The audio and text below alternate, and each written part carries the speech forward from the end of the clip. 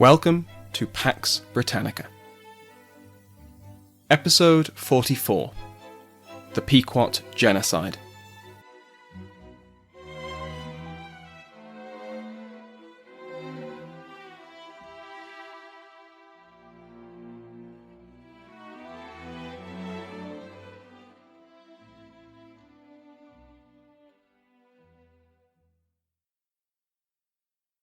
Welcome back to Pax Britannica. First, I have an announcement. I will be speaking at the Intelligent Speech Online Conference on the 27th of June 2020. Tickets are $10, and they'll give you access not just to my talk, but to talks from the podcasters behind When Diplomacy Fails, the history of ancient Greece, Pontifex, the history of Byzantium, so many more. You can see a full list of speakers and the schedule over on intelligentspeechconference.com. That again is the 27th of June, 2020. Last week, we covered the raid on Mystic, where a combined force from Connecticut and Massachusetts colonies, and the Narragansett and Mohegan nations, surprised a Pequot settlement. When the Allies withdrew, they left in their wake a smouldering ruin, as well as hundreds of corpses of Pequot men, women, and children. In this episode, the final episode of this season of Pax Britannica, the Pequot would be utterly destroyed. Their leaders and soldiers dead, their civilians enslaved, and the Pequot name and culture forbidden to the survivors. Mason and Endicott's approach to the Pequot, that is, collective punishment and indiscriminate violence, was repeated for the rest of the war, with other commanders following this standard of warfare now established. As I've mentioned, Mystic tore the heart out of Pequot resistance. Whether or not they had, as Mason recounts, been preparing for an attack on the English, now they fought for survival. Sassacus led the Pequots west, abandoning their villages and seeking refuge with the Mohawks. They got as far as modern-day Fairfield, Connecticut, before Mason caught up with them in July. Mason was now at the head of 200 men, a combination of English, Mohegan, and Narragansett, and joined once again by Uncas and Captain Israel Stoughton. The Pequots had found shelter with the local Sasquatch people, but when the English and their allies arrived, they all fled into a nearby swamp. The English, in an eerie repeat of Mystic, surrounded the swamp. After firing a few volleys of shot into the reeds, a man named Thomas Stanton was sent in to negotiate, due to his knowledge of the language. After these negotiations, it was agreed that the almost 200 non-combatants, women, children, and elderly men, would surrender. They would later be enslaved and distributed among the Allies. The Sasquatch were also allowed to leave. The remaining Pequot men, Sassacus amongst them, refused to surrender. They knew that at best they would be enslaved, though surrendering Pequot men were usually summarily executed. They would fight. Over the rest of the first day, the English whittled down the Pequot numbers, and on the second day, Sassacus managed to escape through the English lines along with a small bodyguard. The remaining warriors were either killed or captured. Very few of the attackers were injured, and none were killed. Sassacus made it into Mohawk territory, though by now the news of the Pequot's destruction had reached them. The Mohawks tracked down the refugee sachem and killed him and his retinue. They sent Sassacus's head to the English. He had not been worth risking English wrath. The Pequots were done. Over the following months, whenever Pequots were found, the men were killed and the women and children taken into slavery. Those so enslaved often found themselves on ships bound for the Caribbean, though many enslaved Pequots remained in New England to serve their conquerors. John Winthrop Sr. was among many in the colonial leadership to have Pequots in his household, as did Roger Williams. The Pequot War officially came to an end with the signing of the Treaty of Hartford in September 1638. The Pequots were not represented. Instead, it was an agreement between the victors. The English colonies of Connecticut, the Narragansett, and the Mohegans. Roger Williams played a central role in this, and his letters between the various colonial leaders formed the basis of the treaty. The spoils were distributed, and the surviving Pequots were shared amongst them, enslaved among the English or adopted by the natives. They were forbidden to call themselves Pequots, or to return to land they had previously lived on. The English had now claimed it by right of conquest. The genocide of the Pequots was complete, or near as damn it. Notably, the Massachusetts Bay Colony was not party to this treaty, and since this meant that Connecticut suddenly gained claims over land that had previously been claimed by the Massachusetts Bay Colony, this caused a bit of a dispute.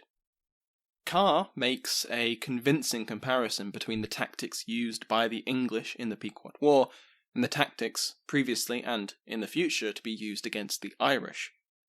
Against both enemies, the English employed terror tactics, collective punishment, indiscriminate killing of populations, burning crops, and causing starvation. In the eyes of English commanders, in Ireland and New England, the enemy were barbarians, they were heathens, and they were rebellious. That final point may need some clarification. The Irish were rebellious because they were disloyal to their monarch. The Pequots, because Massachusetts had essentially demanded their fealty during Endicott's expedition and been rebuffed. The Pequots had been ravaged by disease and war, and so lost the right to be considered a sovereign people in English eyes. In 1634, their envoys had been called ambassadors and treated as dignitaries, their sachem styled as a king. Within a few years, their fall from grace, their hostility to their neighbours, and their resistance to conversion by the Puritans made them insolent and barbaric subjects. As Karr puts it, quote, "In the eyes of Puritan leaders, the Pequots, whatever their legal status, had become virtual subjects. And in dealing with lawless subjects, European military tradition was clear. Whatever force necessary to compel absolute submission was justified, including the utter destruction of the foe. Entire populations were legitimate military targets. The Pequots were doubly damned as both infidels and rebels." The Pequot War would have long-term consequences. Uncas would keep Mason as a friend for the rest of their lives, their bond forged in battle, and the English captain repeatedly defended the Mohegan sachem against other natives, as well as his fellow colonists. The war firmly reinforced English colonies in New England, opened up new territory for settlement, and the region would be in relative peace for decades. When war eventually broke out again, the legacy of the Pequot War would rear its ugly head. With our focus on events in New England over the last few episodes, I've ignored the settlement of other English colonies which progressed throughout the 1630s. It's important to remember, though, that subjects of Charles's other two kingdoms, as well as Wales, made up a significant minority of settlers in the burgeoning English Atlantic world. There were many barriers to their involvement, but they were present, and as we'll see next season, they were just as interested in events back home as any English colonist. I've touched on the islands of Montserrat, Antigua, and Barbados a few months ago. These islands were covered under the charter awarded to Thomas Warner, which retroactively legitimised his settlement of the island of St. Christopher, or St. Kitts. Montserrat was unique in the burgeoning English West Indies in that it was predominantly Irish. The initial colonists were mostly Irish, former residents of St. Kitts, and encouraged to migrate by Warner in 1632. Irish settlers also made up the first wave of settlers to Antigua, though they would not have the same presence as here in Montserrat. In Montserrat, they were joined by Irish colonists from other settlements, like Virginia, as well as by voluntary and involuntary indentured servants from Ireland. Montserrat would be colonised largely by the Irish. English Protestants kept hold of many of the levers of power, but they did so through collaboration with Irish Protestant and Catholic planters, and for the next 40 years the governor of Montserrat would either be Irish-born or a second-generation Irishman. Barbados had been settled in 1627. When the English arrived, the island was deserted. This was unlike most of the other English colonies in the Caribbean. We've already seen how the colonists in St. Kitts dealt with the native Kalinago, and similar difficulties would hinder the other colonies of the English West Indies.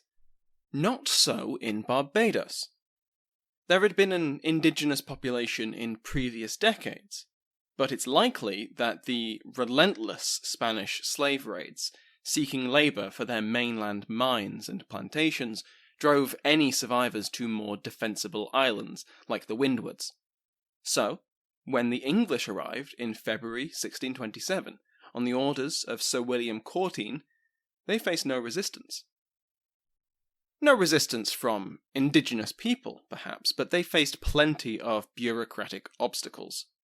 If you recall when we covered St. Kitts, there were competing claims to a number of the islands in the West Indies, St. Kitts and Barbados included.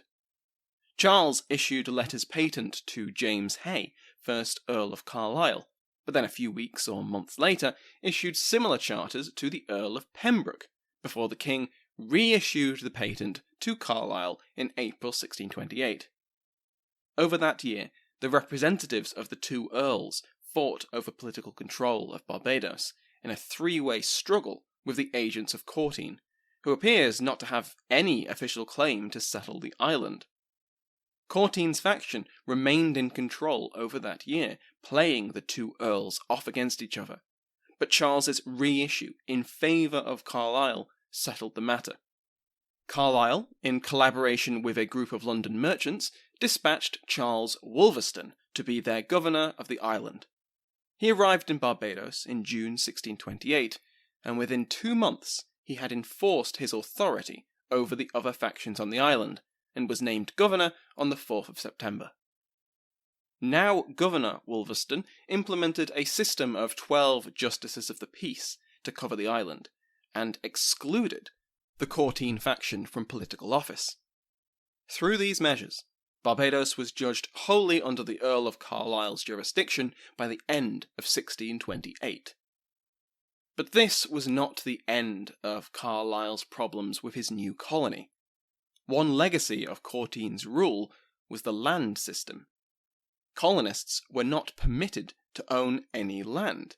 They were to farm the land, hand over the crops to the colonial government, and receive a wage of £100 a year. Now, for the men with money to spend, this was not acceptable. Land was, after all, the true measure of wealth and status, and they were being, in their view, unjustly blocked from buying any. Wolverston was accused of keeping this system in place, and so the disgruntled gentleman executed a coup d'etat against him. Wolverston was deposed and packed onto a boat back to England. This state of affairs was short-lived, however, as Carlisle then dispatched another governor with the backing of the king, and his rule was restored. The governor was Sir William Tufton, though you don't need to remember his name, he won't be lasting long either. Tufton arrived and immediately began restoring a Carlisle loyalist administration, dividing Barbados into 6 parishes, but notably not appointing an advisory council of wealthy colonists. Tufton was heavily criticised in petitions to Carlisle for being an autocrat and a tyrant. What form did this tyranny come in? Well, in the words of Professor Hilary Beckles, in his great book, A History of Barbados, From Amerindian Settlement to Caribbean Single Market, he was described as favouring the poor and being insensitive to the interests of the island's elite. His attempts to ameliorate the working conditions of white indentured servants added to his unpopularity among planters. With such criticisms of his governor, Carlisle had little choice but to recall him. In his place, Carlisle dispatched yet another replacement, the third in as many years. Henry Hawley arrived in Barbados in June 1629 and faced down Tufton, who was not taking his sacking well. Tufton resisted, presumably violently and presumably poorly because he was defeated and executed for sedition. Hawley ruthlessly imposed his authority on the island. He didn't repeat the mistakes of his predecessors, appointing a council of 12 prominent colonists to advise him and dispensing with the courtine land system. Land was dispensed to colonists who had the resources to manage it, and this had consequences for Barbados' social order. Again from Beckles, quote, "Each planter was to provide his own capital and labour, and pursue an independent agricultural policy. Carlisle's system of land tenure made it difficult for colonists without access to large sums of capital to become substantial landholders." By the early 1630s, then, political and economic conditions were established for the development of a society dominated by a small landed elite. The governor, embodying the rights of the proprietor Carlisle and his appointed council, were the sole body of judicial, legislative, and executive authority in Barbados. The chief qualification for this council, aside from being the right sort, was loyalty to the governor. Who was the right sort? Well, obviously indentured servants are out. Enslaved Africans and Indians, certainly. Free Africans and Indians too, you can't be too careful. White wage labourers, also NQOCD. Essentially, to be considered for political office under Hawley, you had to be a white gentleman with substantial landholdings, the right connections in education, and unquestioning loyalty to Hawley. Under Hawley, this form of government was one of arbitrary and unappealable rule. Opponents of the governor had their land revoked and granted to Hawley's allies. Ignorance of the law was used to punish those who had fallen afoul of it without knowing. There was certainly nothing like the constitutional documents that would come out of New England over the next decade. The governor's word was law.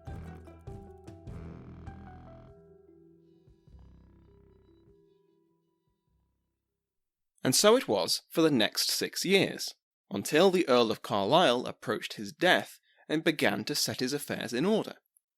Barbados was placed in trust to settle his debts. Sir James Hay, member of Carlisle's family and agent for those trustees, arrived on the island in September 1636, and Hawley departed soon after, leaving his brother William in charge as acting governor.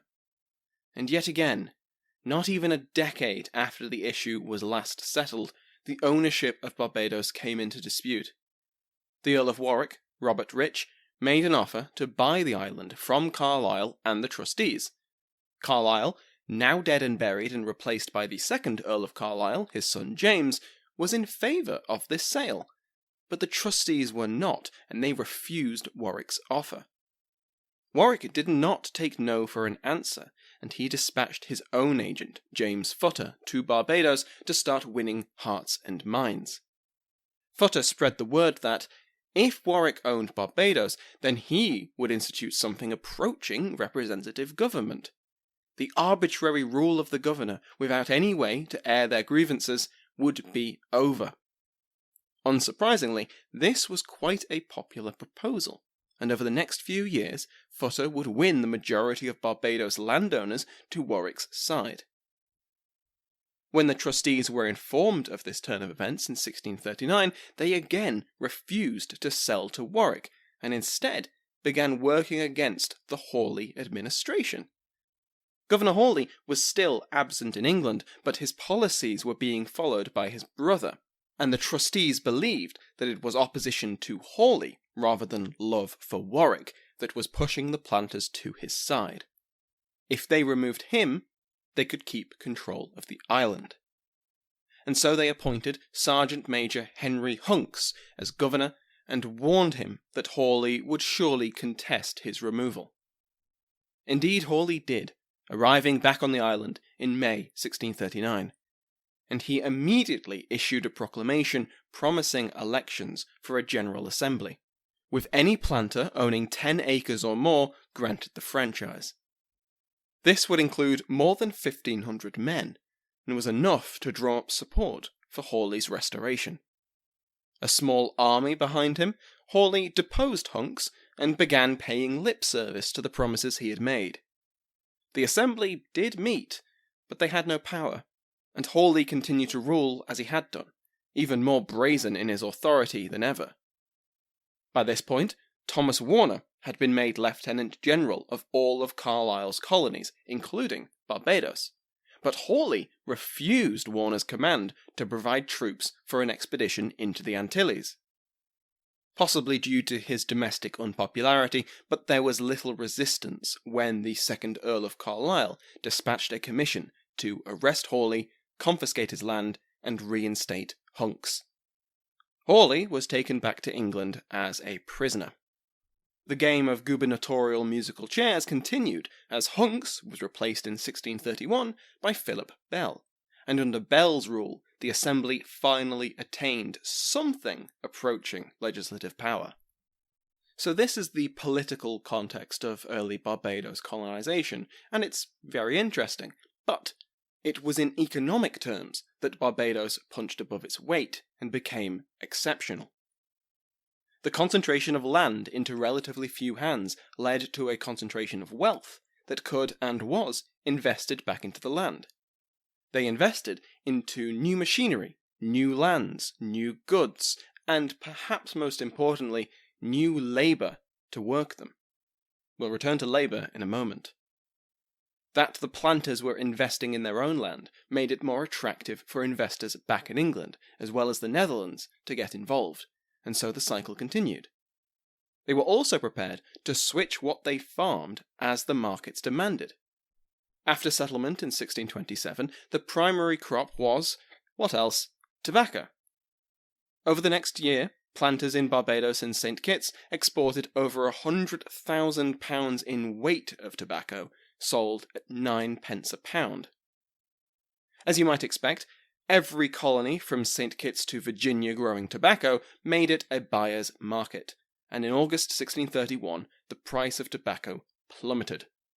In response to this, the Virginian government instituted controls on crop harvests and fixed export prices, and the government back in England imposed bans and similar controls on the other colonies to attempt to aid Virginia. Both St. Kitts and Barbados were singled out in a Privy Council decree and ordered to limit their planting of tobacco. Instead, they should broaden their crop range into more staple goods. Unsurprisingly, the Barbadians ignored this decree. They argued that they were being discriminated against by a government dominated by Virginian lobbyists, who, after all, had been in place for decades. They continued to grow tobacco as they already had been, and by the end of the decade their tobacco exports would be growing, while those of St. Kitts and Virginia were falling. All of this took place while the Barbadians were ignoring the elephant in the room. Their tobacco was just awful, and everyone knew it. The Barbadians actually imported tobacco from Virginia rather than smoke their own. So despite continuing to grow tobacco in violation of London, the planters did diversify their produce. Cotton was one such staple, and by 1635 many of the largest landowners were dominating the industry, but the colonial government encouraged any and all landowners to grow the crop. Unlike their tobacco, Barbados' cotton was prized back in Europe, and by the end of the decade it was cotton, not tobacco, that gave Barbados another economic boom. The good times were a-rolling, and then the good times rolled straight into a ditch. Once again, the supply of cotton was overwhelming demand, and prices plummeted. By 1641, the price of cotton had fallen by half of its 1635 value, and it collapsed so suddenly that many planters were ruined.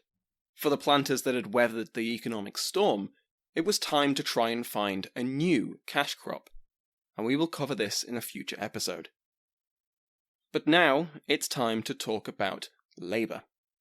While the lack of indigenous people meant that the settlers had an easier start than their neighbours, it was something of a downside once the plantations began springing up across the island. In the Spanish and other English colonies in the Caribbean, native populations were a ready source of enslaved labour, as we've seen. While always on the lookout for bargains on enslaved Amerindians and Africans, the planter elite of Barbados intended to rely on that great export of the British Isles: people. more than half of the European settlers of Barbados arrived as indentured servants. We've seen this before in many other colonies, and the same rules applied here. Young adults were usually indentured for 7 years, older adults for 5. Their passage and supplies were paid for by their employer, and they worked off this debt in his service. It cost about £5 to £6 to bring a servant from England, and about £10 a year to keep them fed, clothed, and sheltered. It was a worthwhile investment for the planters, and Beckles makes the point that the early Barbadian economy absolutely relied on a steady source of indentured labour. Life as an indentured servant was grueling. In their contracts, the mostly voluntary servants were given several rights, such as the right to petition a magistrate if their master was overly cruel or abusive. Unfortunately for the indentured, it was their masters and their ilk that made up every authority in Barbados. As you might expect, it was rare for them to find in the indentured servants' favour, and these quote-unquote false allegations were often punished with floggings and other penalties. In these circumstances, it isn't surprising that there were insurrections amongst the servants in 1634 and later in 1647, but they didn't succeed. As harsh as their treatment could be and was, it bears repeating that this was not slavery. Their contracts could and were extended as punishment.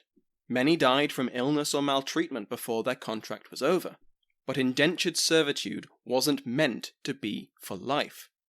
Likewise, the children of indentured servants did not share their parents' status and were born free. This was not the case for Africans or Amerindians in Barbados. The first enslaved Africans in Barbados arrived in 1627, the same year as the colony began. To quote Beckles again, "This is very significant in that it sets out clearly a common moment of arrival and the establishment of the slave-based society at the inception of colonialism." Nevertheless, the numbers of enslaved blacks remained small for the next 2 decades. Indentured white labour was cheaper and more easily available.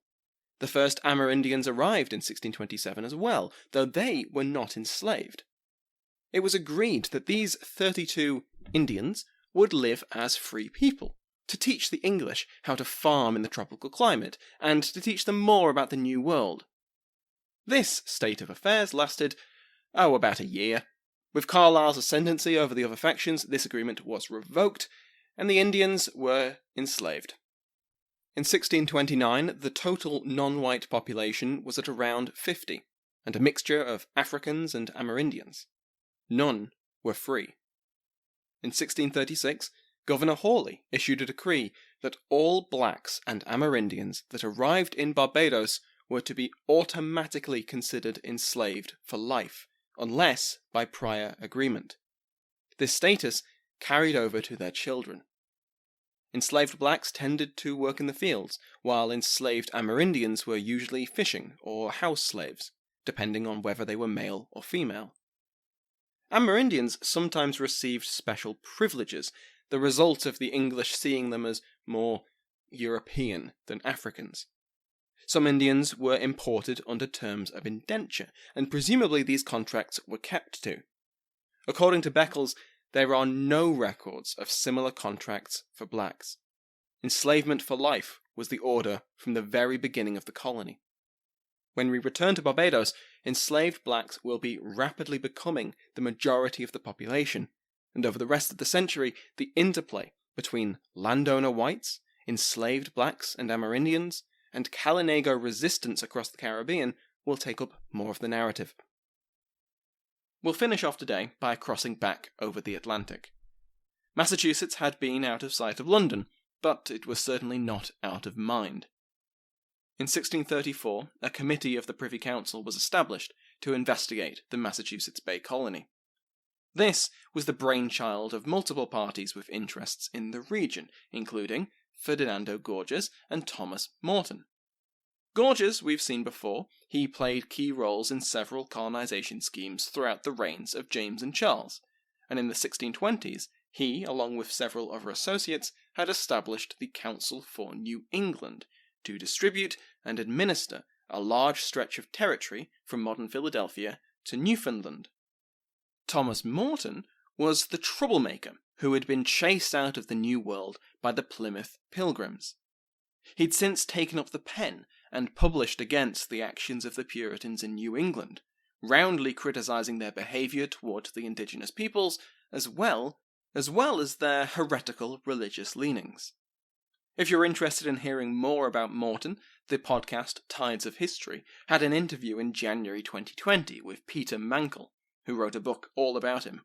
It was when listening to that I realised I'd sold Morton horrifyingly short. He's a fascinating character, so go check that out if you want to know more. Anyway, the Privy Council, under the direction of Archbishop Laud, and at the instigation of Gorges and Morton and others with axes to grind, began to look into what the colony was doing. The first thing to do was to have a read of the Colonial Charter and see exactly what the conditions of the colony had been. This was the point when the Privy Council discovered they didn't have it. No one in England had the Charter. Winthrop had taken it with him, and he wasn't meant to do that.